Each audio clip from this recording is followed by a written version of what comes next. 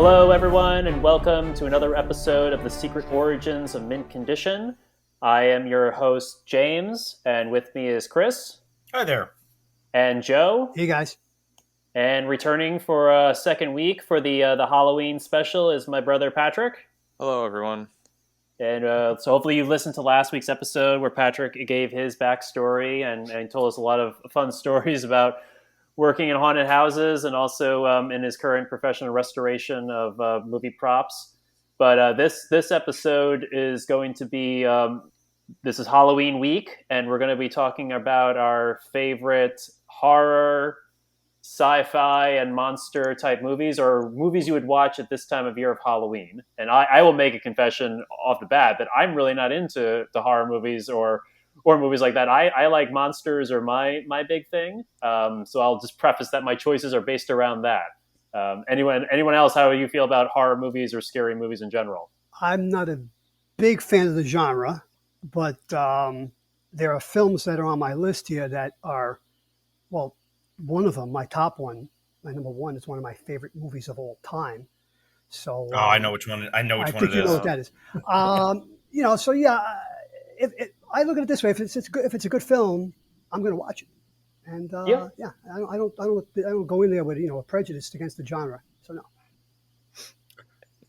Hey, Chris, or Patrick, go ahead. Go ahead, Patrick. Oh no, I was just gonna say I love horror movies.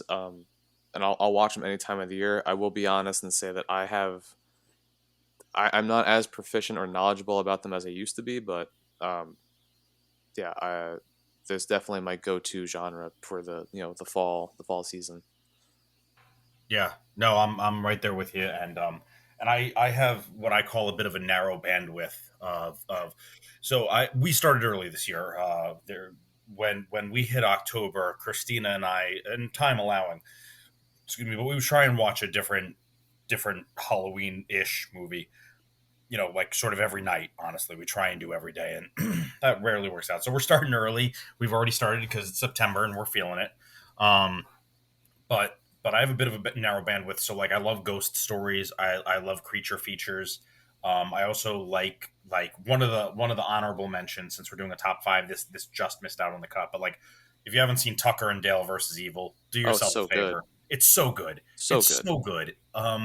So I love those movies. I'm never gonna be into a biological horror like Human Centipede. Never gonna watch that. I know what it's about. I'm good. I'm not much on the slasher flicks. Like I enjoy Halloween, but I'm never gonna go see Saw. So I'm not interested in body horror. Any of that stuff. So, and I think my list reflects that. But I like the suspenseful type stuff. I like reading that sort of thing. One of the books that I enjoy is House of Leaves, and it's just this creepy book that gets creepier as the book goes on, because there's this little cabinet of a room in this house, and that room keeps getting bigger over time inexplicably.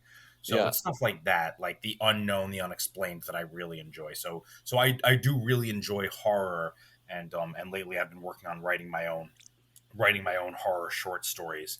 But there's a specific subset that I enjoy, and it's the suspense more than anything else that I get out of horror that I enjoy, and the creatures too. The creatures are a lot of fun.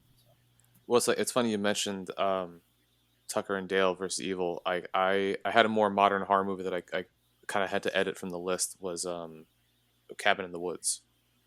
Sure. Yeah, that's great. I love that movie. It was such like a fun like throwback to. It was an homage to horror movies made by fans of horror movies. Like it wasn't just this mishmash nonsensical gathering of characters or whatnot. It was like it was fun.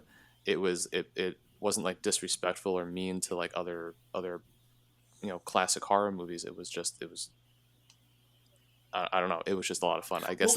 In simplest terms, it was the first time I'd seen a horror movie in a long time where I left the theater going like, wow, I had a good time, watching that. I'm glad I saw that type thing.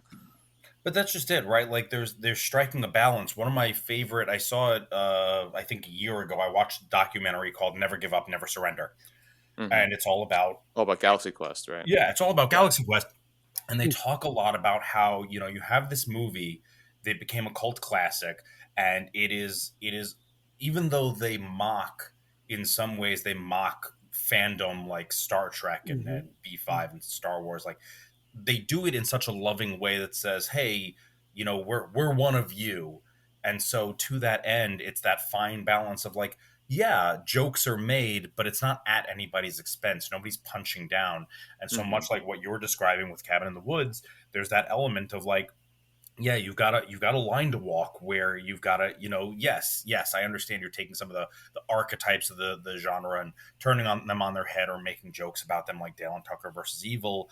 But you do it in a way that is like a love letter to the fans as well as to the genre, and it can be a tough balance, a tough tightrope to walk. But when you succeed in it, man, it just creates a product that is just lovely. Yeah, 100%. Yeah, 100%. Yeah, I agree. So, Patrick, being our guest, do you want to start us off with your? Let's start. I guess we'll do what we did on the previous episode with our top 10 comic books. We'll just go one for one with everybody. We'll go around the room. Yeah. All right. Well, Patrick, you want to start with your number 5 on your list? Well, so my list is not in any particular order. I picked the 5 movies that either I just loved or were kind of just important to me growing up. That's great. We do that too. So we do that too. Number 5 on my list is An American Werewolf in London. Ooh. Oh, very good pick. That was on Excellent my top pick. 10 list.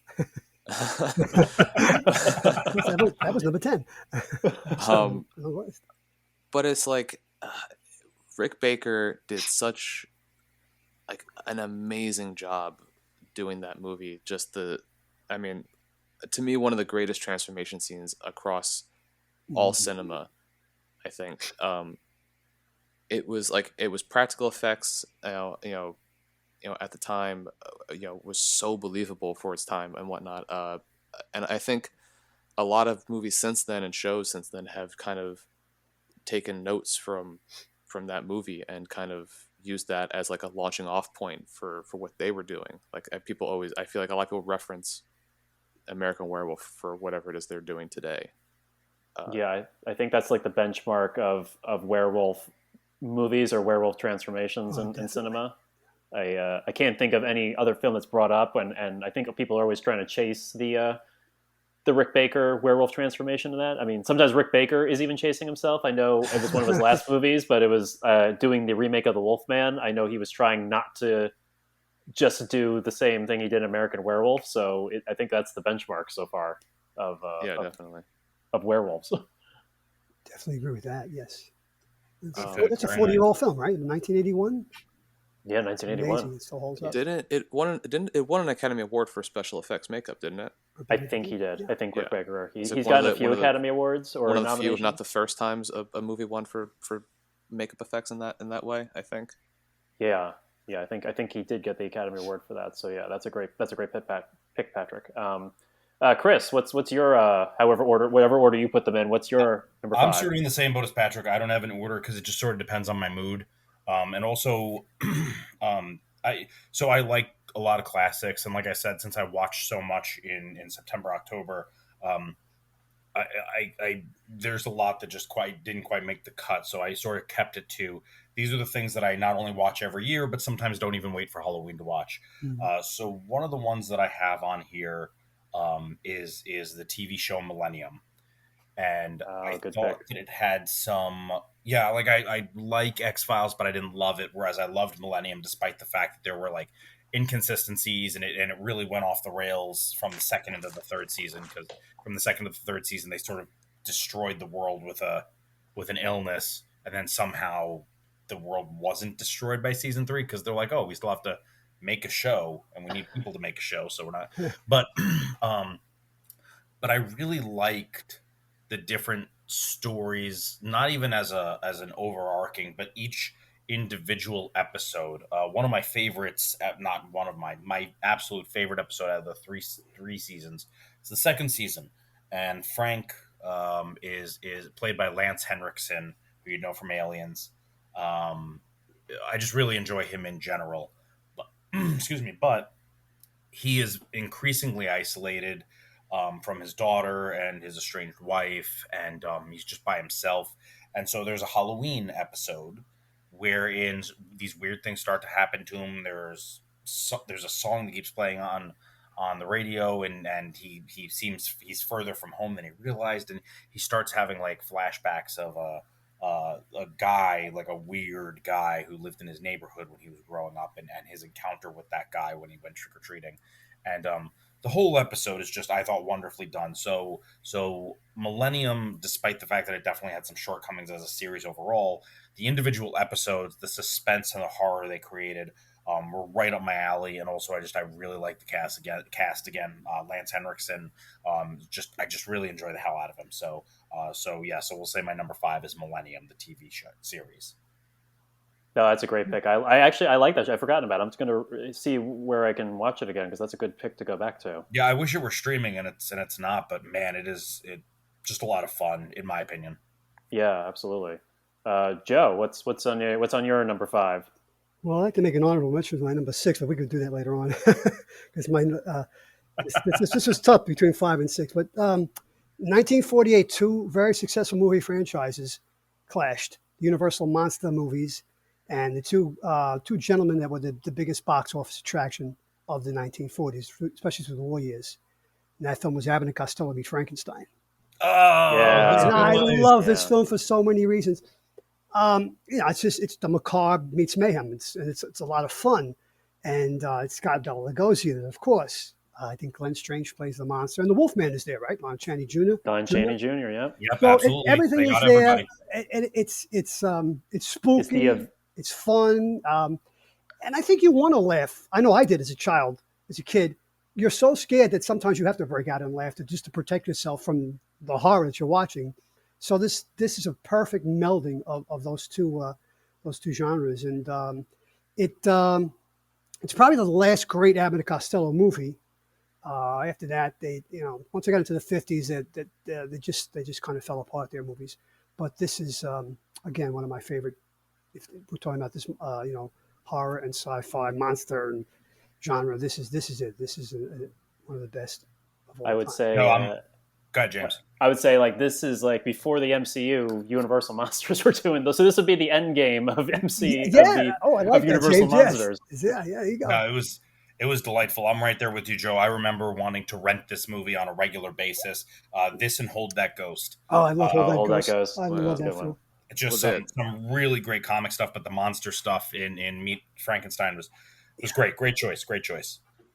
Yeah, well, those are definitely 2 movies I remember watching growing up with you, James, and Mom around this time. They would come on, I think, pretty regularly. Mm-hmm. Yes, they were. They were absolutely. They were on regular this time of year.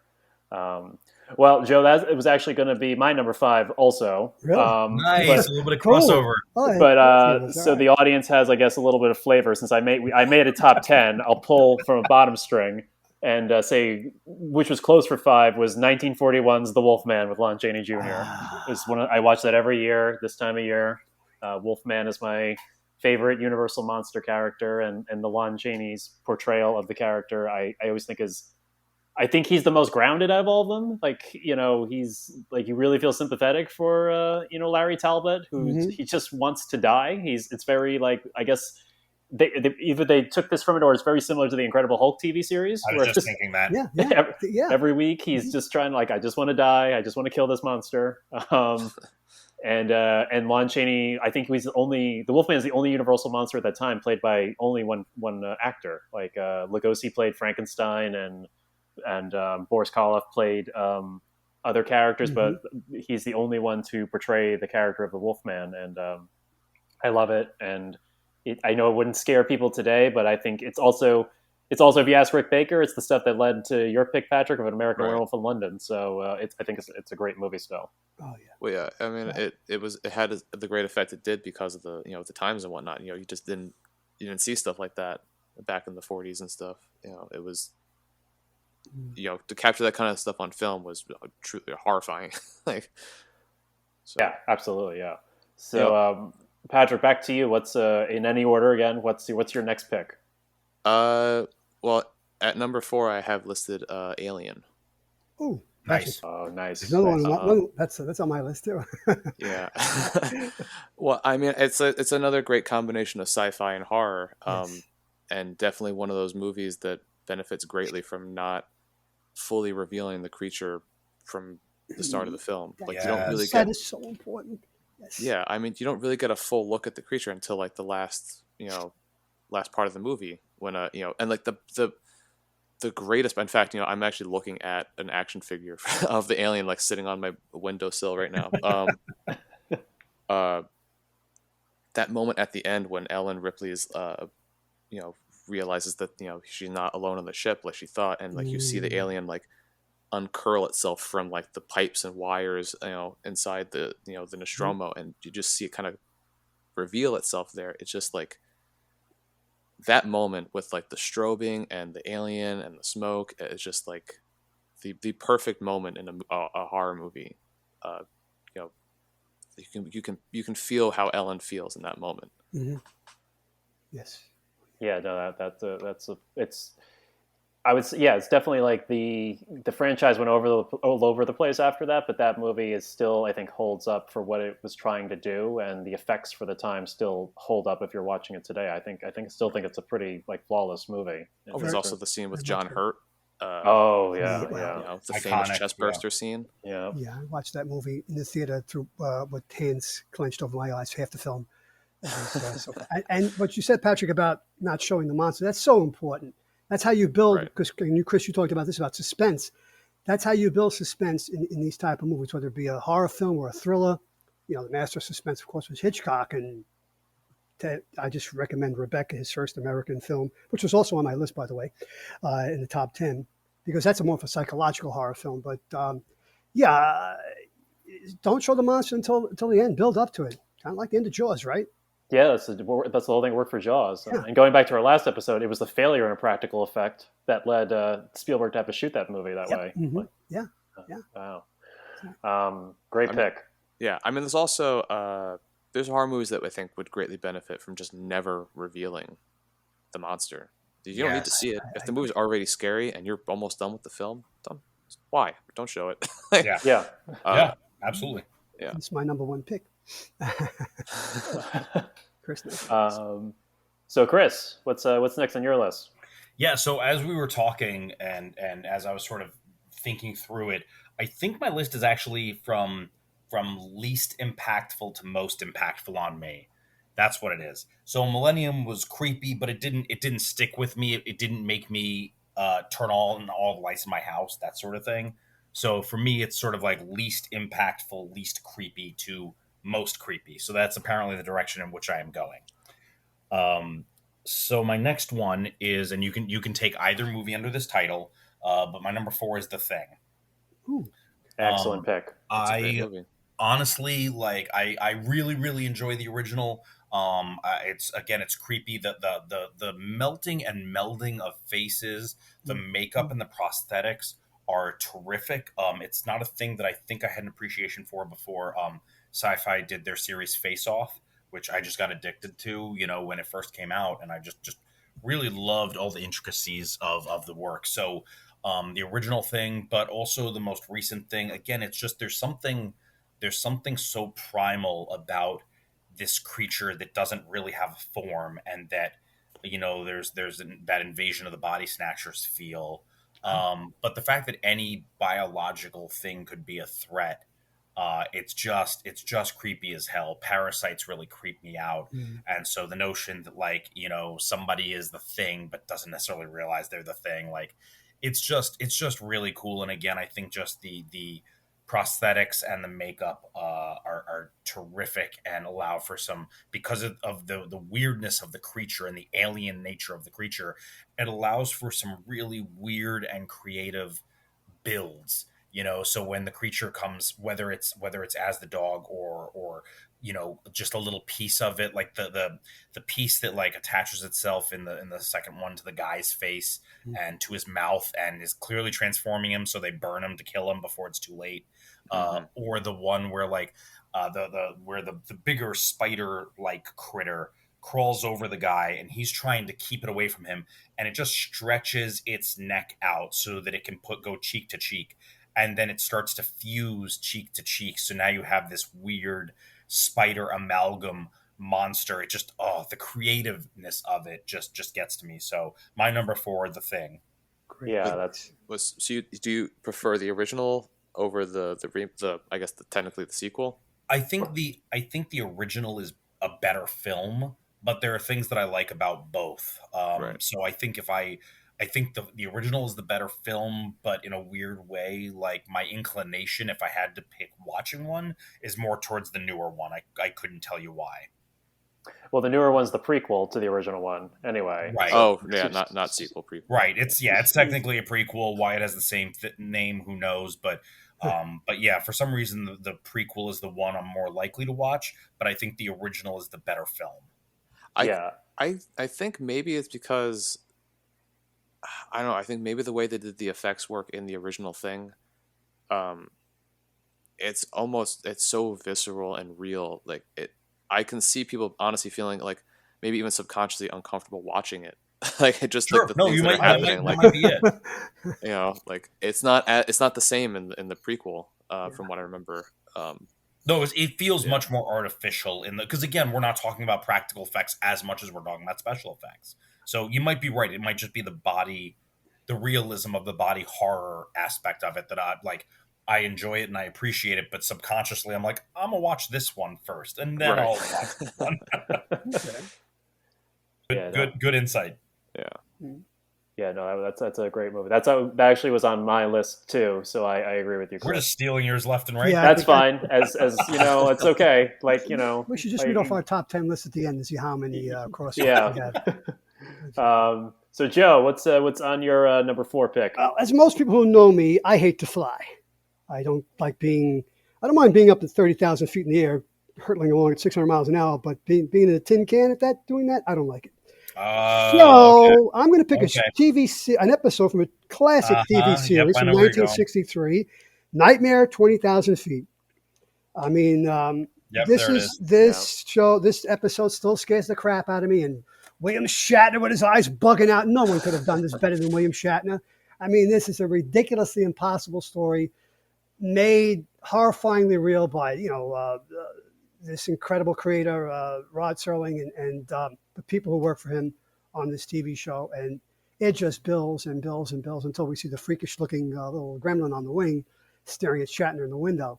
And not much more to say other than it's a scary flight. It's also, it's one of those, like, it's such a small part of cinema in a way, but it's also one of these things that like so many people have copied it. Oh yeah. It's I mean, it's everywhere. It's like no one will forget it. I mean, people may honestly, maybe they'll slip their minds of where it came from, but it will always be around. Right. And they'll always, I know Shatner is known for obviously Captain Kirk, but I think after and T.J. Hooker and Denny Crane, and on and on and on ad nauseum. But I think when I think of Shatner, I think of Captain Kirk, and I think about the passenger on this plane, on this flight. And I like I thought the Lithgow one in the movie was good too. Yes. I mean, not as good as the Shatner, but I thought Lithgow did a good job portraying the remake of that classic episode as well. Yeah, it's horrifying because you're trapped inside of an airplane. You can't pull over and stop. You can't get out, and that's why I hate to fly. But so I could just panic attack, real or not, imagined. It's horrifying, and it's beautifully done. This episode. Absolutely, yeah, and that's one of the classic episodes. So if you're listening and you haven't seen that, you should. It's a classic piece of television as well. Yes. All right, so my number 4 is I watch it this time of year, and it's Ghostbusters. Oh crap! I forgot to put that on my list. I understand that didn't make my list either because that's a year round for me. So, but that's a good choice. That's a good choice. Yeah, I love it. I mean, if you watching it back at the time, I think it's again a movie that balances comedy and scares and frightfulness evenly. Again, I don't know how much it scares a modern audience, but the monsters and the way the ghosts look are, especially that cab driver monster is like really creepy. Yep. The zombie dude, the zombie thing, it's particularly creepy, and the fact that they either they're both played for comedic effect, especially Lewis, but they both turn into dogs. It it's a great combination, and it, obviously the special effects were great. I think Netflix has a great they have a show on about how they made that and how the special effects nearly killed them to make it in this time frame and budget. But and obviously the movie only works because it's on the backs of three of the greatest comedic minds of the time. Plus Ernie Hudson, who doesn't get enough love as Winston Zeddemore. So I love it. I love everything about it, top to bottom. It's probably the movie I could do probably all the way through, all the dialogue, all the quotes, the entire movie. I'm there with you. There are so many quotable lines from that film. So many, and you're right. It was done on the backs of comedic geniuses. It was one of those things where it's fun to find out how much of that was improv. It's funny how close that was to failure, because the original script that Dan Aykroyd put together is about guys who travel through time and fight ghosts, and he brought it to oh my gosh, he brought it to Reitman and to Egon. Harold Ramis. Just out of my brain. Brought it to them, and they went, yeah, Dan, you know what, Danny, we're going to take a look at this. And they're the ones who fixed it. So it could have been absolute disaster. And then, of course, the fact that, unfortunately, Winston was relegated to the odd man out, because originally it was supposed to be Eddie Murphy. And when it wasn't, they no longer had a reason to make Winston one of the original Ghostbusters. So Ernie Hudson really sort of got screwed, because he signed on for a leading role. And then he got the script and was like, what's with all the changes? Because he was originally under the impression he'd be one of the four, not, okay, we're going to add you later. So a lot of good stuff there, a lot of stuff that's like, that sucks. But I love that movie so much that I can also do it front to back and also enjoy learning a lot about behind the scenes. So I'm right there with you, James. And one of the greatest movie cars of all time. Yes, yeah, absolutely.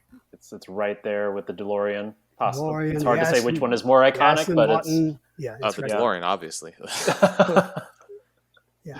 Yes, I think probably the DeLorean is more iconic, but the Ghostbusters kind of says what it is right on the thing. Yeah. True. It's a business car. It's a company car. Exactly. So, Patrick, you're number 3.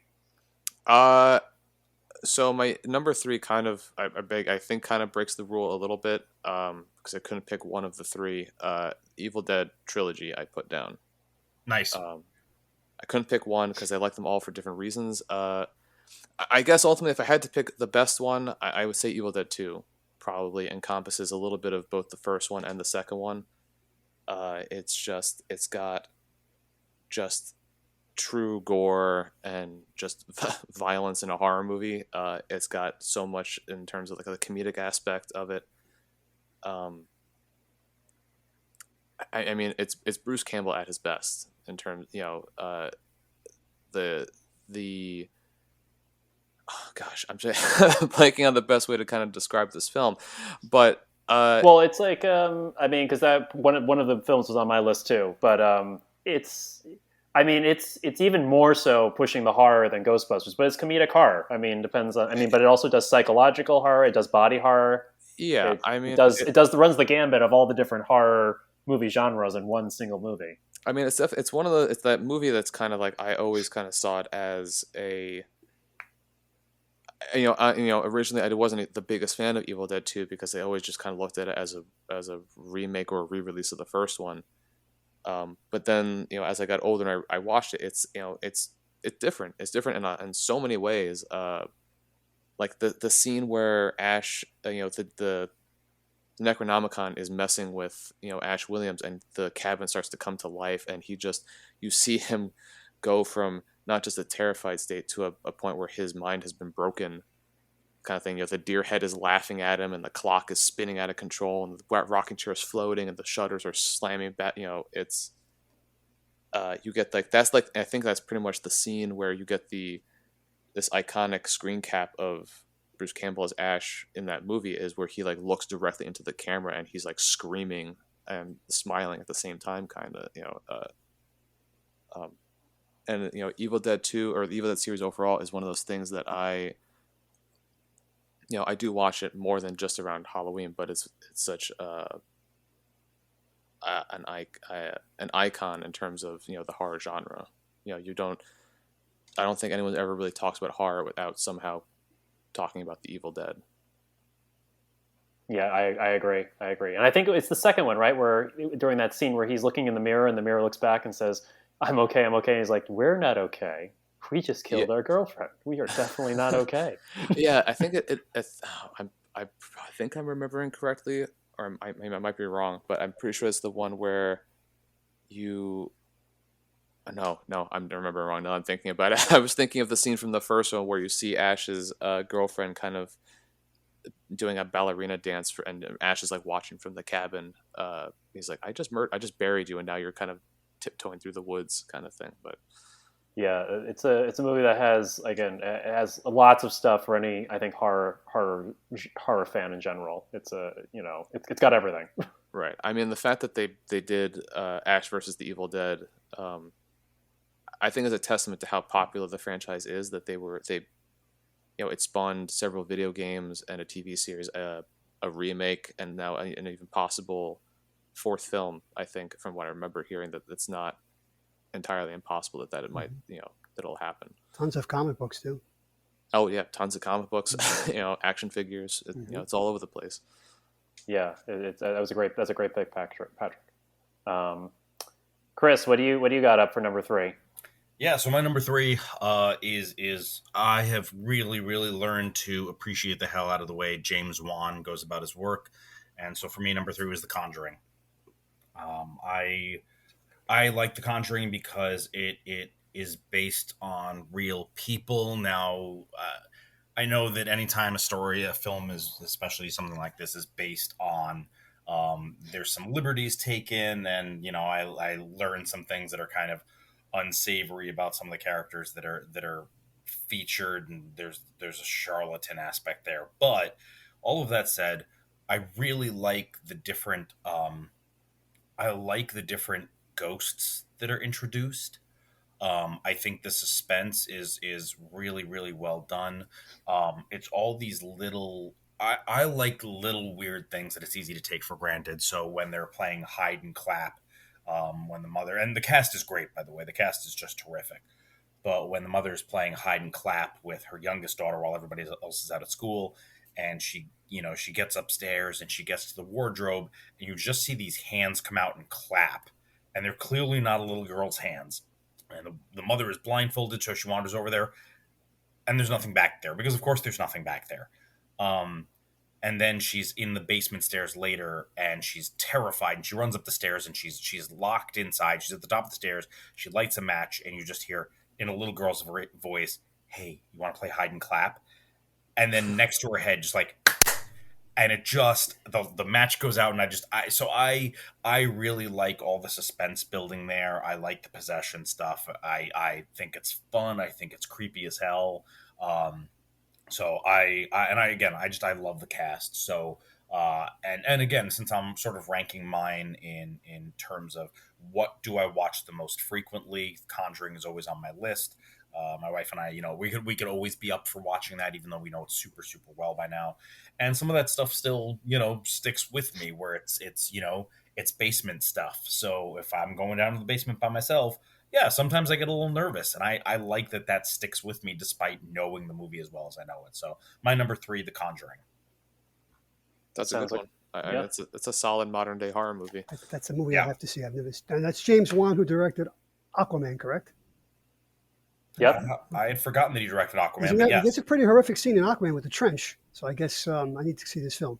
And he's the guy who was spearheading, even though it got canceled, the Swamp Thing TV show on. Yeah, that was really a loss, in my opinion. I think he could have done really, really. I have not seen it yet. I haven't played it. Yeah, it was a good show. Unfortunately, didn't make it, but that's a good. I haven't seen that either, Chris, but now I'll have to put it on my radar and take a look at that. Conjuring. Joe, what's number 3 for you? Throughout movie history, we've had great quotable lines, correct? In The Godfather and Gone with the Wind, Ghostbusters. I think you know where you're going with this. No, I don't think you do. I don't think well, maybe you do, maybe you don't. But I think some of the greatest quotable lines of all time are "bread good, smell good," and that's from Frankenstein, 1932. James Wells. I was wrong. I thought you were going to say "They're coming to get you, Barbara." No. That's a good one. I love now. James, you can correct me if I'm wrong, but Frankenstein, 1932. That was a year after Dracula, correct? Yes, Okay, Bela Lugosi was the right. So here first. we are. Well, We're building the Universal universe here, and this is a movie. It's a beautifully filmed movie with set pieces, haunting set pieces, torches, clubs, and pitchforks galore. But and Colin Clive is, I guess, William Shatner must have been channeling Colin Clive as he was studying acting, because Colin Clive was all over the place, over the top with his portrayal of Dr. Frankenstein. It's alive, but it really is, and it's this movie is alive today, 90 years later, and people are still watching this film. And I watch it 2 or 3 times a year. I love this movie. Yeah, it's a great movie. I actually only recently, I think, sat down and fully watched it like last year. I got Really? a few years. Yeah, I'd seen it like in bits and pieces, but sitting down and actually watching the original Frankenstein, we did that in the Bride of Frankenstein because Karen a few years ago got me the Universal Blu-ray cleaned up version of the Frankenstein saga. Oh, fun. Oh, nice. Yeah, so I still have like a few other. I still haven't watched Son of Frankenstein and all those things, but it's okay. Keep going. yeah, I got to keep going. There's like 5 of them on there. Yep. But it's great. I mean, obviously it takes a lot of liberties with the original novel, but it becomes its own entity. And I mean, even all the monsters that have been created since that time, you put that picture of Boris Karloff as Frankenstein up there. It's still the iconic. He's iconic. It's an iconic image. And thanks to this movie, I got one of my favorite TV shows of all time back in the mid '60s. Only 2 seasons. It's also on my list, by the way. That was The Munsters. So you talk about horror comedy, but yeah, this movie is a gem. It really is. That's a great pick, Joe. Thank you. Nice, very nice. So just to, I guess, use your intro. My number 3, Joe, is as quotable movie lines. The quote, I guess, from this movie would be afraid, be very afraid, and it's The Fly with Jeff Goldblum. Yeah. That was in my bottom 5. Bottom 5. Yeah, there you go. This movie is again same thing as The Thing. It's cringeworthy to watch at times because it's like ultimate, I guess, body horror. Yep. But the underlying thing of it is like this love story, and it was also written as an allegory for someone at the time either going through cancer or AIDS, is what Cronenberg was saying about the movie at the time. But it's got a sweet love story that quickly devolves into like dealing with somebody who's losing their mind to losing their body, and the lengths at the end that Seth Brundle, Jeff Goldblum's character at the end, is willing to go to try to like make things right. It just gets crazy and out of control. The effects are all practical and amazing.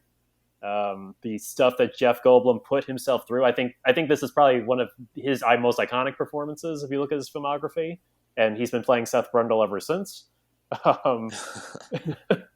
And I think this movie's great. I like the original too, but the original obviously really hokey compared to the grounded reality of this movie. And a little known fact about this movie is this movie was made by Mel Brooks produced this movie. Like he he didn't want anything. Yeah, he didn't want his name associated specifically for that reason because this horror movie was being made, and they brought the script to him, and he's like, "You're going to remake The Fly? Like, that's ridiculous." And then they told him about transformation and metamorphosis, and that's what sold him on producing this project. So, it's on my list. Great movie. I recommend checking it out if you haven't seen it. Yeah, I mean, The Fly 2 is also the sequel to this one doesn't get enough love either. I think that one is not as visceral as this one, but it does. In terms of effects, they did an amazing job, and I don't think it gets enough love.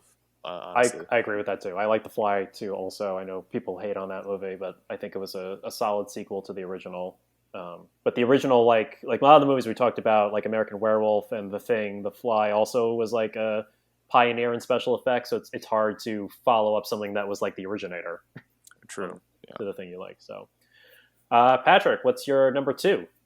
My number 2 is a TV series from Nickelodeon I used to watch quite a bit growing up. Yes. It's Are You Afraid of the Dark? Excellent choice. That's a good choice. I only recall a handful of episodes because it has been many, many years since I've watched it. But it's like, even in terms of just the soundtrack and the opening, it's got to be one of, for me, like the creepiest openings, especially for a children's show. Absolutely. Like I remember, back before when our house was just one floor, I remember sitting in my room in the dark, and normally I had Power Rangers posters and like superhero stuff hanging on the walls, but I would turn the lights off, start watching Are You Afraid of the Dark, and just that opening and hearing that music, I would like these even like the Power Rangers posters seemed horrifying to me. Like that's like to me as a kid, like that's what it like the kind of effect the show did. I like every once in a while I talk about certain episodes with friends of mine. There's the pinball episode is one I remember where the kid gets sucked into like the pinball machine, and there's the one about I think a kid steals like the red nose off of a clown, and the clown starts haunting and going after the kid. I sort of remember that one. The red seaweed monster thing that would come out of the pool, like this that creature alone was so good looking but horrifying. Like, and this was like a children's show. The kid who loved comic books, who like this jester that would come out of the pages and like cause people to freeze with these like weird maniacal smiles, and blue goo would be drooling coming out of their faces, like Joker venom. Yeah. And I think there's a revival out now. I don't know if it's still ongoing, but honestly, I haven't seen it. But in my mind, I can't imagine it being anywhere near as good as the original series back in the 90s. No, I'm with you. That almost made my list, because I used to, when I'd go to my friend Josh's house and we'd have a sleepover, I remember looking forward to, but being scared of that show. And you're right, it was the opening, because I honestly don't remember any episode specifics except for one episode about some creature named Quicksilver. I remember that one. But that is, and I just remember the creepy makeup and stuff. I don't even remember the premise, just really creepy makeup of this guy that they could not get away from. But you're right, it was that opening. That opening was really set the tone. And even after all these years, can't remember a damn thing about the show, but I remember the effect it had on me, and that opening was a huge part of that. So very nice. On top, just because of like that same reasoning and the amount that this other show scared me, it almost made the list. Was what was it? Unsolved Mysteries. Used to scare the crap out of me growing up. The opening alone on that show was like scares the crap out of you. Yeah. Well, it's always like a show that talked about like this murderer who whatever slaughtered their whole family, but we don't know where he is. So last seen like 10 miles from where you are right now. So great. Yeah. That's a good pick, Patrick. Are You Afraid of the Dark? Yeah, I remember that one. I remember the clown one too. That's what I remember. That's the episode that sticks out for me too. So that's a good pick. All right, Chris, what do you got for number 2? All right, so my number 2, talking about memorable lines and whatnot. Mine is pretty straightforward. They're here. Okay. So my number 2 is Poltergeist. Good pick. It's one of the ones that having so many different elements of their world turned against them. The tree, the swimming pool, the TV, the closet, their toys, it was just, and I don't know if it's because I saw it when I was younger first, but like, to me, it still just creeps me the hell out. And, and also there's that element too of like, yeah, this is a thing you can't fix. Like, you built on top of an ancient burial ground, and there's no amount of exorcism that's going to fix things. The only thing that can happen is your house gets eaten. Like, that's the only solution here. So I as I've gotten older, the horror still stays with me, and it's still creepy as hell. But I also sort of appreciate that, like, the grander context is that, the sins of the father, they're visited on the children. And in this case, it's not literal, right? Like, it's the company that their dad works for, and the whole family pays for it. But I sort of like the broader context of, the price always comes due. And so this was one of those for me that, again, you're talking practical effects. It was fun. I liked that they're amused by the weird stuff, like the chair in the kitchen. They're amused by it at first, The little girl is actually like, she sits on the floor and then she slides across the floor. And then there's also the stuff behind the scenes that it's like, yeah, some of it was tragic, but also the poltergeist curse, as tragic as it was, it does contribute to the lore around the movie, and that extensive lore around the movie itself, to me, also contributes to the experience. So my number 2, Poltergeist. Good choice. Wasn't it? It was also the scene in the backyard when the pit opens up. Or I can't remember if they were like digging a pool or something. But like, the bodies that end up floating to the surface were, I think, rumored to be real bones. Yes. Yeah, they used real bones for that scene in the pool. It was cheaper to get real bones than get fake ones. I think that was right. I think they might use a combination, but yes, I think you're absolutely right about that. Yes. Wow. Yeah. Cool. That's a great pick. I haven't watched that in a long time, so I have to put that back on the list. Early run in Spielberg's run, but a great movie. Yeah. All right, Joe, number 2. Well, my number 2 has already been spoken about by Patrick. It's Alien, and I think, in my humble opinion, it's the greatest sci-fi horror film ever made. As I said, I sat in the theater in 1979, watching most of the film, hands over my eyes. That bursting stomach gut scene is one of the most horrific things I had ever seen up till that time, and since. Yeah, the chest burster, right? Exactly. It was what the hell is this? Why am I even sitting here? But I would, on a dare, I went to see the film. Same way I went to see the film Jaws on a dare. I didn't want to see either of these 2 films, and I'm so glad I did. And we think Ripley.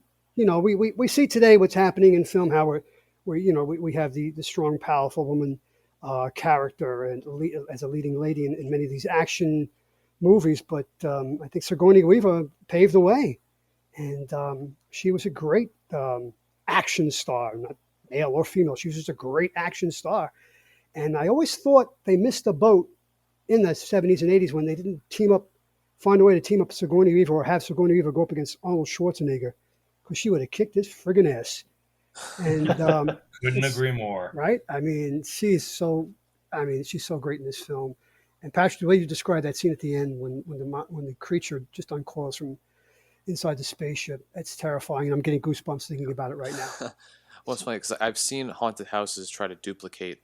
I don't know that their inspiration was Alien, but there's one local charity haunt called Darkside, and I remember there was a hallway that had a similar setting where, because like the theme was aliens, and they had like pipes and rigging everywhere, and you walk down this hallway and you see something standing there, and the lights blink, and they come back on, they're a different spot. They blink again, they're a different spot, and then they blink, and then they're gone.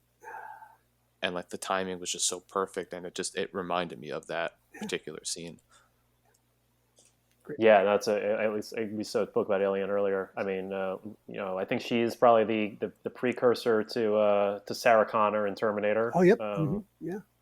And I think Alien came out before or after Star. I mean, you can't really count Princess Leia as an inspiration. Alien was 1979, but Princess Leia 1977. Yeah, she might be the. I mean, it was the rise of the female, hero. Yeah, the female hero, right? Not the heroine anymore, the hero. The hero. No more heroine. Yeah. So, Aliens are great. Again, another great pull. We could say, the sequel obviously puts her even more in that heroic posture in Aliens, where she's, she beats Ripley the crap goes out like of to be exosuit. Yeah. Yeah, that's cool.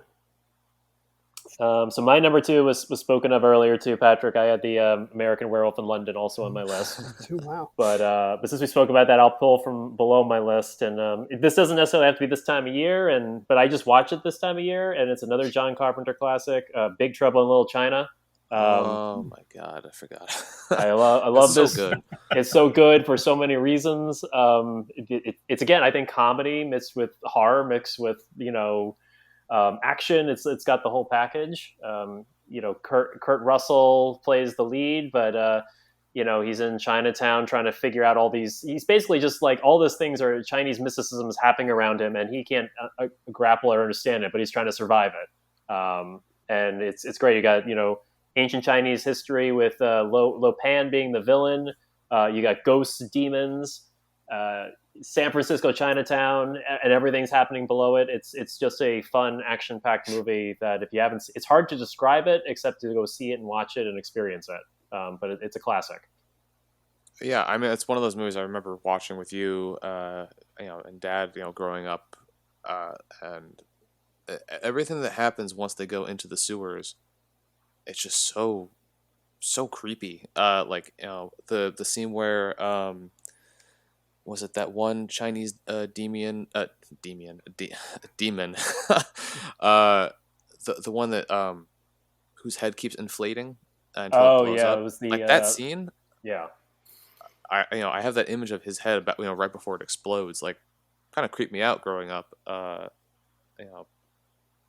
Yeah, the movie definitely moves through, like, there's some creepy stuff. I mean, the way that Lo Pan looks as an old man is very creepy. There's the demon in the sewer that eats that one guy that just comes out and grabs him and eats him. Oh yes, yeah. But there's also a lot of comedy in this movie. I mean, Yeah. there's so much comedy, and Kurt Russell does a great job, like, being, I guess, the sort of aloof hero, but also delivering on the comedy in the middle of all this madness. So yeah, that's my second choice, Big Trouble in Little China. That's a good one. So Patrick, we're up to your number one. My number one. My number one is the only one that I purposely put in that spot, which was Friday the 13th. Nice. And that's another one where it's not specific necessarily to the first film, but more it as a franchise. And it's number one for a couple of reasons. It's my earliest memory of watching horror movies was Friday the 13th. I think Mrs. Grady, who used to come by and I think tutor you at home. Yes, yeah. Yeah, I think she had stories, or she used to say, like, when I was a little kid, she would come over to, like, tutor you, and she would, talk about how I was there, like, screaming or yelling because, like, I had saw something horrifying on, like, whichever version of Friday the 13th I was watching at the time. So yeah, like I grew. Friday the 13th was always like my favorite growing up, and even just Jason Voorhees as a character. And I know the first one was Pamela Voorhees, his mom, but when Jason became the killer, it's like you've got Freddy, who's kind of likes to play games. You've got Michael Myers, who's got kind of like a similar stance and style to him, but Jason himself, he's got like this specific look, and his mannerisms, like, he's very no nonsense kind of slasher villain. If you even for a moment step in his way for what he wants to do, like, he will kill you. He doesn't like torture you or make fun of you or waste any time. He's just like, if you're there, he'll snap your neck, throw you to the side, and keep walking forward. And his look is just like this. It's simple and horrifying. I like the bag mask, but it's always going to be the hockey mask is my favorite. Like these two circular beady eyes kind of staring out at you. Just like these two dark pits. Him in,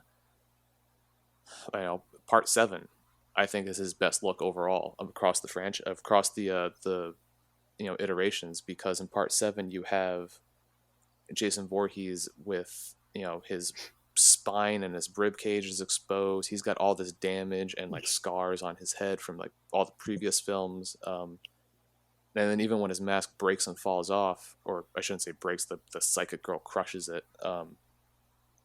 You see like this really gnarly animated face that you just haven't seen yet in any of the other Friday the 13th films.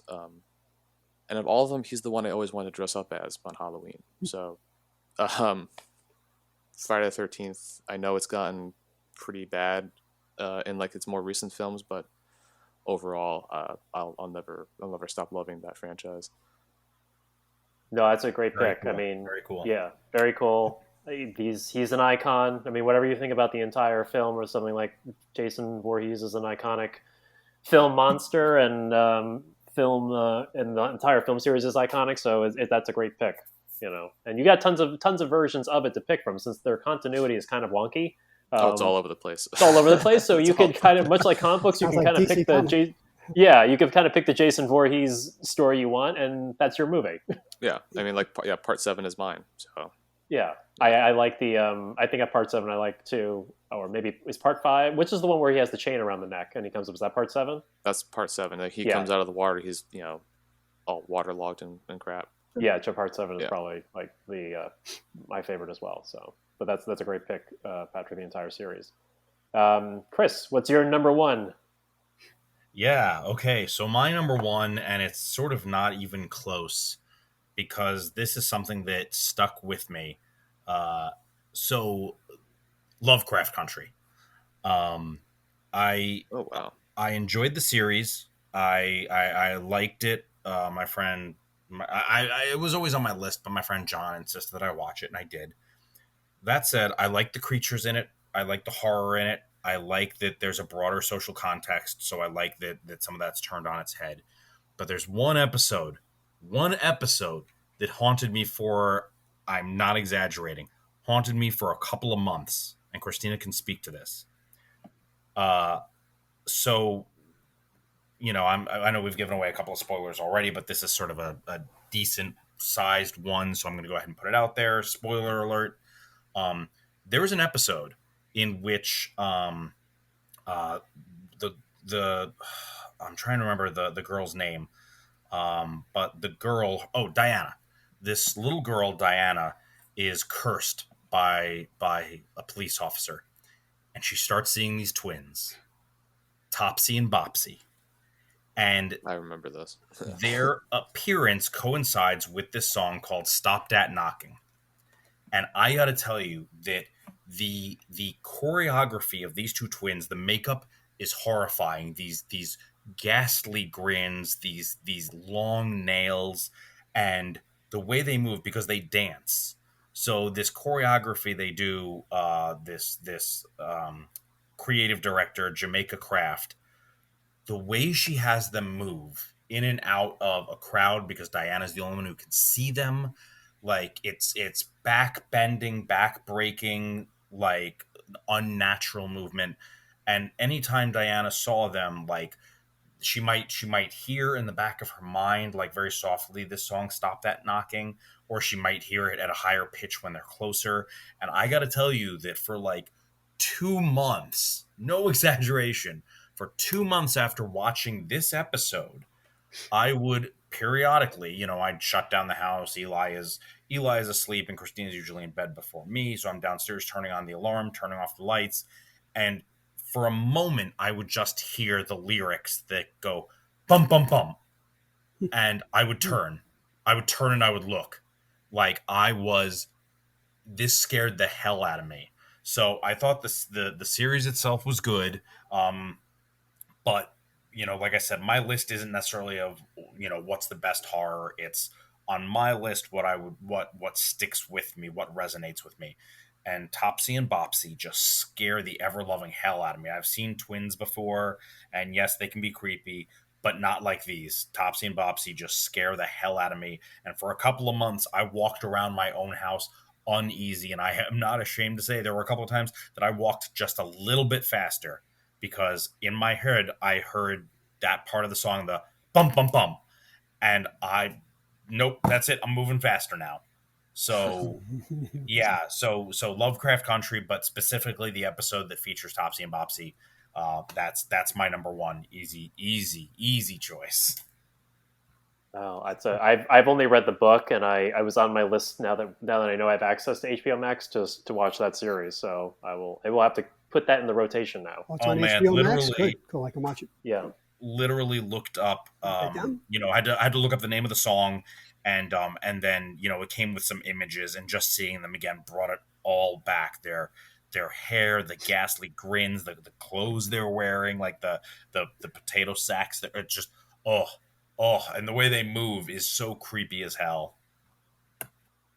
That sounds like a great pick. I will definitely have to check it out. All right, Joe, number 1. Well, Chris, you know what it's going to be, right? I do indeed. It's from 1968. It's a film where the mundane meets the supernatural, where every friend and ally turns against you. It's Rosemary's Baby.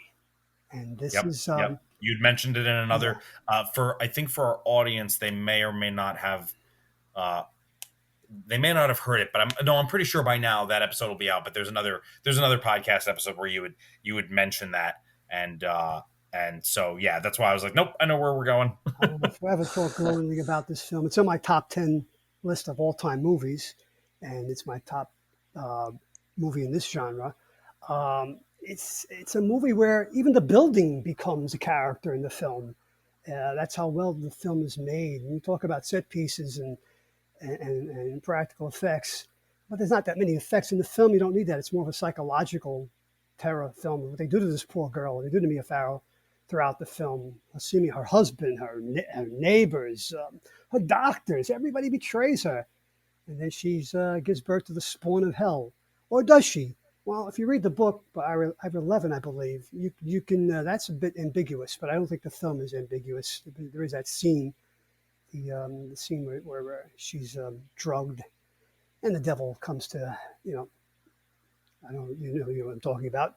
So this movie, you talk about scaring the hell out of people. Well, I didn't see it in '68. I was too young. I was only 12. But when I did see it, I guess in the mid-'70s, it scared the freaking hell out of me, and it stays with me. And it's like even the scene where she discovers how the apartment was split, and she's putting the shelving paper in the closet for the towels, and she hears the voices of the coven speaking on the other side of the wall. It's just, as I said, the apartment, the building, everything is a character in this film. New York at that time, New York City. It just works on so many levels, this film. And of course, the best thing about it is we don't see the monster. We don't see the baby in the cradle, right? And I don't think you do. No, you don't. And that's why this movie works so well, and I think it's a classic. And as I said before, in my opinion, one of the greatest films, American films ever made. Love it. Yeah. Wow. I don't think I've ever actually seen this movie all the way through. I have to go watch it. You've got to watch James, yes. High praise, Joe. I have to go put it on my list again. About another thing to add to my list. I will add, though, I watched it not all that long ago. I'll say, like, if you have the chance or the ability to, try to get a VHS copy of it and watch it on an old TV, I think. Yeah, I've seen. Well, I have. Yeah, it's been years since I've seen it on VHS, but now I watch it on. I stream it. Okay, definitely. Mm-hmm. Yeah, that's good. That's a good. Yeah, that's. I guess adds to the mood to it, right? Yeah, I think honestly, any of these movies or shows we've talked about would definitely benefit from. I think there's something special about watching it on VHS, on an old TV kind of thing. Yeah, that's a good tip. Yeah, if that fits into Patrick, fits into the whole imagination. You don't want to see everything. I see things now on these huge flat screens when I'm watching old TV shows from the 50s and 60s, and you'll see the camera boom, you'll see the mic boom and things like that, and you wouldn't see that. When you're watching people watching TV in the 50s, they were watching on 12-inch screens. I was watching on maybe a 14-inch screen in the 60s. So you see things now that you probably shouldn't see. It's again that man behind the curtain. We don't want to know he's there. We don't want the illusion to be spoiled. Yeah, 100%. Yeah. Especially in these type of films. Absolutely. Well, my number one got poached already a few times. But that's fine. So my number one was going to be The Thing, but we've talked about that. And the number one, my other number one was going to be Army of Darkness, which we kind of touched on that anyway. Wow, you got poached twice. Yeah. No so I'm gonna dig deep for something that kind of actually brings me full circle with my fifth pick. The Wolfman is the Monster Squad. Wow. And if you haven't seen this movie, I think it's if you like the Universal classics, this is that movie. It brings all of the monsters together. So it's not set in the timeline of Abbott and Costello meets Frankenstein, but in this movie you have Dracula, Frankenstein, the Wolfman, the Mummy, and the Creature from the Black Lagoon all together in one movie, and it's great. I mean, it's kids. It's got a Goonies-esque aspect to it because you got a group of kids who are the only ones in the small town to recognize that Dracula is bringing together all of the classic monsters, and he's trying to do what Dracula would want to do, take over the world. And it's just these group of kids that have to go up against these monsters. And Stan Winston, the late great Stan Winston, did all the creature effects, so the creature, I think, is probably the best effect of the whole movie. It was a great redesign of a creature of the Universal classic monster, which was already, I think, a great design to begin with. The Mummy looks great. The Wolfman, Dracula, I forget the actor's name, but he really portrayed him very well. So it's a good movie. It's a little campy. If you like Goonies and kid adventure movies, it's a good movie. So I'm going to pick Monster Squad as my third number one pick after all that's been discussing this. But it would have made my top 10. It just didn't make my top 5. Well, I mean, it's an amazing movie where there's these great creature suits and characters that get, I think, so little screen time compared to like how complex the looks are. Like the creature suit is amazing, and I feel like it doesn't get shown nearly as much as it should. No, yeah, it gets like barely any screen time for the amount of effort and time they put into that. It has a very, I guess, Shape of Water type of look, that creature that they did for that movie, which is so detailed that some of the Mummy too, it looks so detailed as well. Yeah. And he barely got any screen time. But the movie tries to juggle a lot of things. I think that's, as Patrick was saying, the one thing I wish that each character was a little bit more fleshed out and had more to do.